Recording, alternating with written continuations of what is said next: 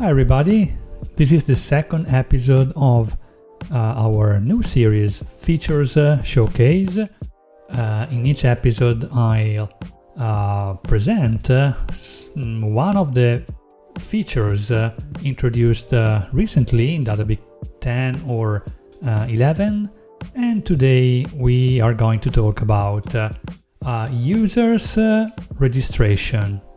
More in details about users self-registration, because until DaDaBIK 11.1 users could not register by themselves. This probably seems a basic feature, but it was not available before. Why? Because typically DaDaBIK has been used to build internal tools where admin users typically wanted to manage the users, the final users registration by themselves, without allowing final users to register by themselves. Like before version 11.1, admin users needed to add manually new users through this interface, and we will see that in a moment. But before looking into that, let me introduce the general topic: how users are represented in DaDaBIK. Basically, we have DaDaBIK stores by default. Then actually we have other methods, but we will talk about that later. By default, DaDaBIK stores users, the users of the application you are building, in a table called DaDaBIK _users, and admin users. For example, right now I'm logged in as root, as you can see here. So admin users can see the whole list of users here under the admin collection, and the groups here. So we have users and we have groups. Each user can belong to a group. For each user you have username, first name, last name, a few other information. Here you can probably see other information, including the password. Of course, it's an encrypted version of the password and not the password in clear. And what about groups? For groups, we just have an ID and a name. Why we need groups? Not only to organize, classify users, but also because DaDaBIK, the DaDaBIK permissions are based on groups. So basically, you can say that the users belonging to a particular group, for example, here we have three groups: admin, salesman, and sales directors. The users belonging to the salesman group, for example, you can say that they can see some data, some pages here, but not some other ones. Or you can say that they can edit some data, but they cannot delete the data. Or even more specifically, you can go through the what we call granular permissions. You can set the permission for each field of a table. So here, edit permissions. So let's say the customers table, for example. Customers table, let's choose a group, and here you set the table level permissions. So you can say that, for example, the users belonging to this group cannot delete the customers. No. And then you have to save. And then you have the field level permissions. So you can say that, for example, the name of the customer, here we have edit yes. You can say, for example, yes, but disabled. So users belonging to that group can see in the edit form the name of the customer, but they cannot modify this field. Okay? That's why groups are very, very useful in DaDaBIK. So, coming back to how users are registered, before version 11.1, the only way was this one. So I am an admin user. I can create an additional user here. For example, I can call it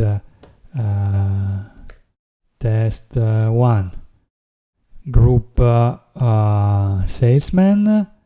Password, I have to click here first, enter my password. I'm getting the encrypted version of the password, and now I'm done. Okay, test 1. So now this user is this user can actually log in into our application. So test 1. Here we go. Okay, of course, I'm seeing the pages and the data that this user, well, the group this user belongs to, is allowed to see. Okay, and that was before version 11.1.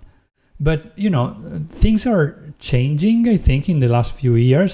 So more and more applications need users to be able to register by themselves. So starting from version DaDaBIK version 11.1, there is this new self-registration option, and I will show you how to enable it. So let's log out here. Okay, so there's no registration link at the moment because by default self-registration is disabled. To enable it, you have to set this parameter to 1, enable user self-registration. Okay, there are a few other related parameters. The default group, so here you set the default group the user belongs to when they register.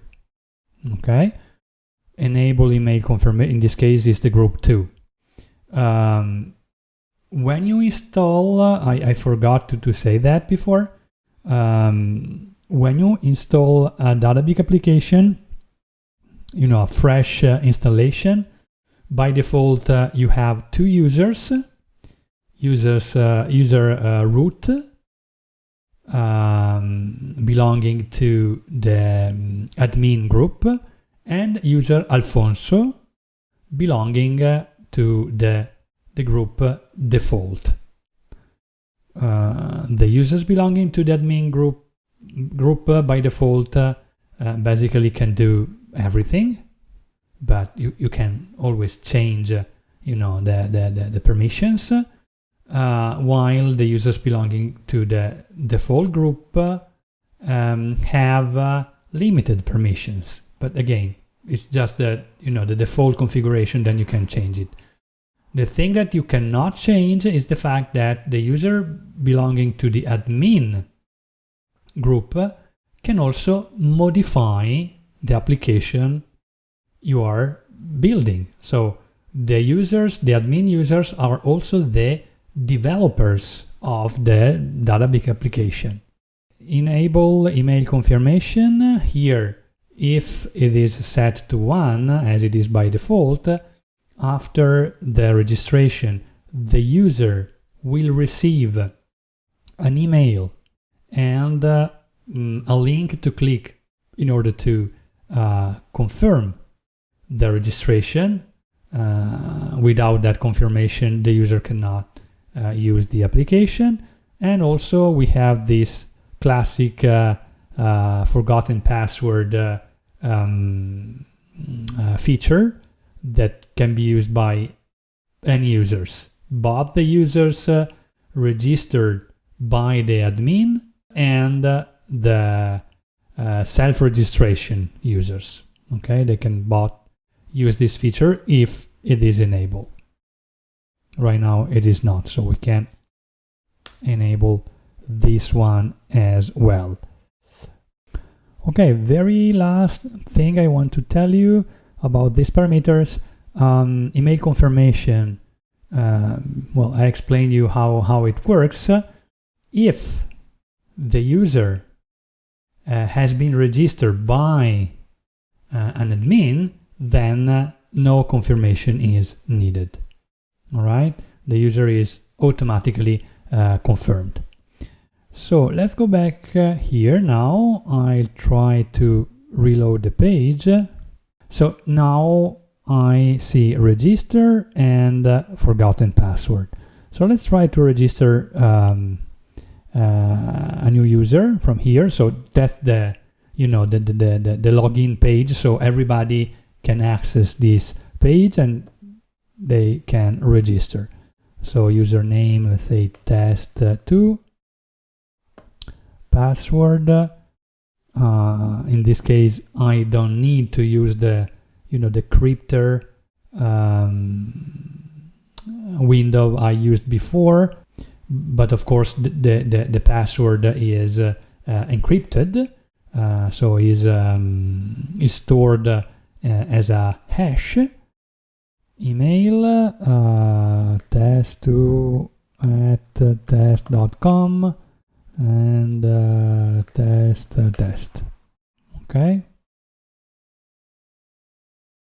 Okay, account created. You will receive a confirmation email.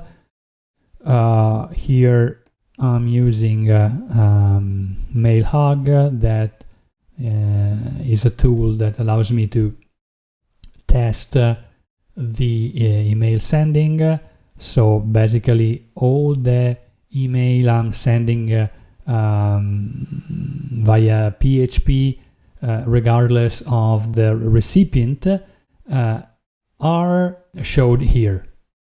So here you can see the email the system has just sent to the email address test2@test.com with a link to confirm the registration that we click. Okay, account activated. So test2. All right, very good. So this is how the self-registration works. Let me tell you something more about how users can be managed in DaDaBIK. And in particular, let's talk about integration. Very often, the DaDaBIK applications you build live inside an information system that is composed by several different pieces of software, applications, databases, and so on and so forth. So one thing that very often happens is that the users of your information system need several username and password pairs, because they need a specific password for an application, another one for a different application, and so on and so forth. And this is quite annoying for users, and also not very convenient for system administrators to manage. So you have a few methods that allow you to integrate DaDaBIK with an existent users management system. So the very first thing you can do is let's talk about WordPress first. So a very easy thing you can do, if you are already using WordPress and DaDaBIK is an application embedded in a WordPress website, you can ask DaDaBIK to enable WordPress authentication. In this way, basically, once the user is logged in WordPress, well, automatically is authenticated in the DaDaBIK application embedded in one of the WordPress page of your site as well. Okay, and that's one thing. The other one is the custom users table. Custom users table. What does it mean? So as I said at the beginning, DaDaBIK by default stores users into the DaDaBIK users table. But you can tell DaDaBIK to read the list of users from another table, a table that maybe you already have and that you manage with other softwares. So you set the users table name here with the name of that table. Okay, and at that point, for DaDaBIK, the users table will be not the standard default DaDaBIK users table, but the one you specify. You have to set a few other parameters as well, because you need to tell DaDaBIK which field represents what. So basically you have to say the ID user field in my table is called, ID user. ID user is the name we use in the DaDaBIK users table. Maybe you have a different name, maybe just ID, I don't know. And then the ID of the group, the username field, the password field. So basically you tell DaDaBIK where it can find the information it needs. Okay. What about password? The most difficult thing to consider here, to handle here, is the password, because maybe you are storing the password in your custom table in a way that is different respect to the one used by DaDaBIK. So the thing is that you should, and in your config file, there are all the information you need to understand how DaDaBIK encrypt password, and you should use the same algorithm. But you can also, if you want to use your own way, customize the two functions with your own code, the two functions that DaDaBIK uses to create a password hash, so the encrypted version of a password, and to check a clear password, the one inserted by a user, against the hash. So this is a pretty advanced topic. If you need more information, you will find it in the documentation. But the thing I want to remind you in general is that you can customize the encryption of the password according to your need, in case you need to integrate DaDaBIK with an existent users table. Finally, another integration method here is LDAP. So DaDaBIK support LDAP, LDAP authentication. So if you store your users into a directory that can be accessed through the LDAP protocol, for example, Microsoft Active Directory or OpenLDAP, you can authenticate in DaDaBIK using LDAP. How does it work? You need to enable LDAP here, so enable LDAP authentication must be set to 1, and specify a few LDAP parameters in this file. As you can see, if in your organization you use LDAP, probably you know what is an LDAP host, an LDAP port, and you will be able to fill the other few parameters as well. Okay, so I won't go into these details, but basically what I want to show you is that if I enable LDAP, let's see what happened.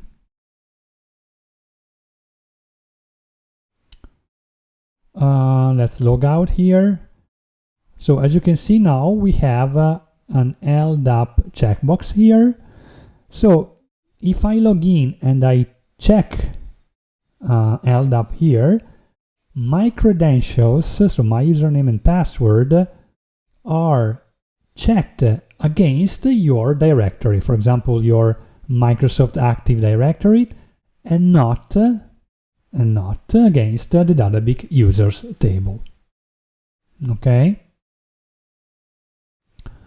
All right. Just a couple of additional things. Let me see. Okay, yes.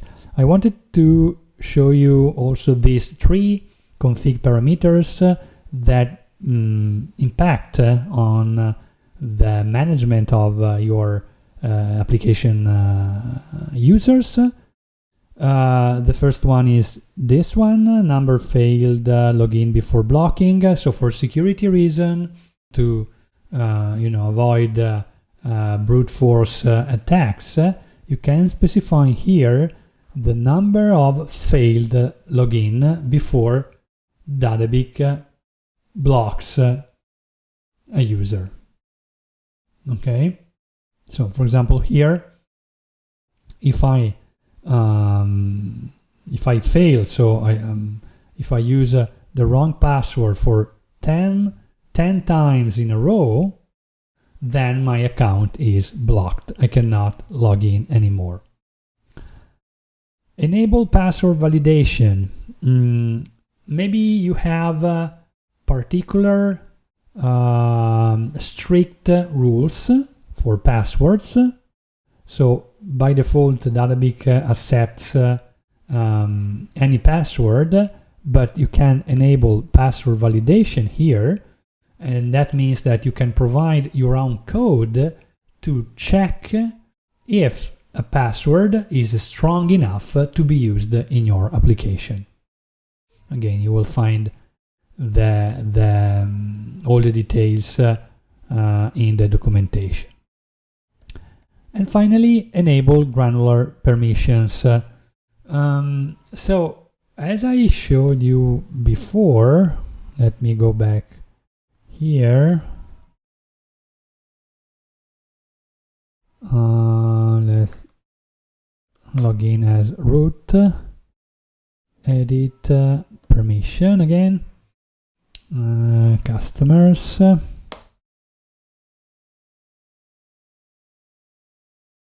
Okay, so as we said here, for each group and each table or view or even custom page, you can specify which are the permissions.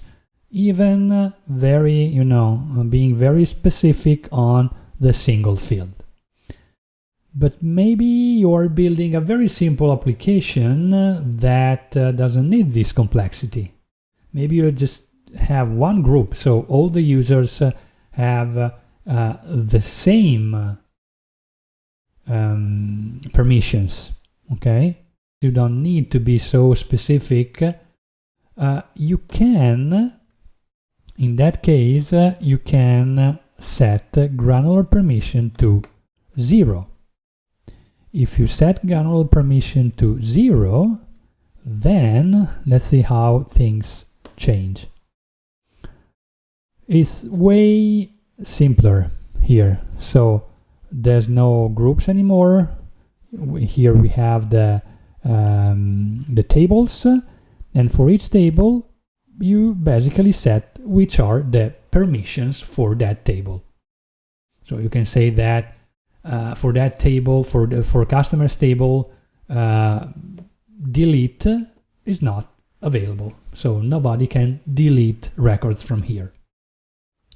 And how about the fields? How can you decide to show and to hide a field from a specific form, since we don't have that part anymore here? Well, you will find everything here in the form configurator. So for example, the name customer of the customers table, we can say that it's in the search form, it's not in the results page, it's in the details page, it's not in the edit form. Well, you have a few parameters here that that if you set granular permissions, if you enable granular permissions, are not here because you set these kind of things from the permissions tab in that case, and instead with granular permission disabled, you can decide the availability of a field in a form from here. Okay, so I think that's it for this episode. If you have, as usual, any question, you can write your question in the comments or also post on our forum. So see you next time for the episode 3. Ciao!